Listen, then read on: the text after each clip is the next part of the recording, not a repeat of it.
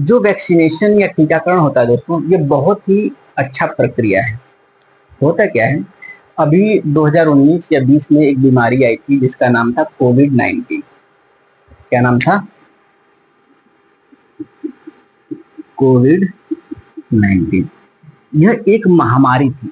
और महामारी मैं क्यों कह रहा हूँ, क्योंकि मैंने बताया था कि एक होता है बीमारी जिसका इलाज होता है, और एक होता है महामारी जिसका इलाज हमारे वर्तमान में नहीं होता है। उसको क्या कहते हैं? महामारी बोलते हैं। तो यह क्या था? महामारी थी। किसी भी देश के पास इसका इलाज नहीं था। होता क्या दोस्तों, ये जो कोविड-19 है वो बहुत ही शक्तिशाली वायरस था। उसको लैब में क्या करा गया? उसको लैब में ले जाकर के कमजोर किया गया। क्या किया गया? कमजोर।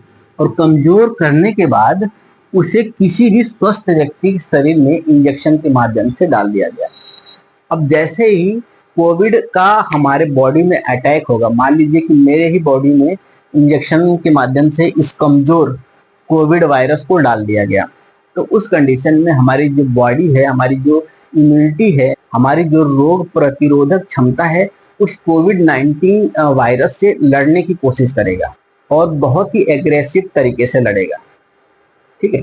और हालांकि कमजोर होने की वजह से जो हमारी इम्यूनिटी शक्ति होती है उसको क्या हो जाती है? हावी हो जाती है और उसे मार देती है। लेकिन हमारी जो इम्यूनिटी है, हमारी जो रोग प्रतिरोधक क्षमता है, वह पहचान चुकी है कि यह जो कोविड वायरस है वह इस कलर का होता है और उसको कैसे निपटना है।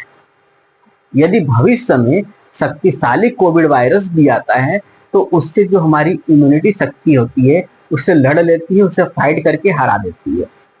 ठीक यही प्रक्रिया वैक्सीनेशन या टीकाकरण में होता है। मान लेते हैं कि किसी व्यक्ति को या किसी बच्चे को पोलियो का ड्रॉप पिलाया जा रहा है, तो पोलियो का ड्रॉप जो पिलाया जाता है बच्चों को, उसमें पोलियो वायरस ही होता है। पोलियो वायरस एक कमजोर अवस्था में होता है।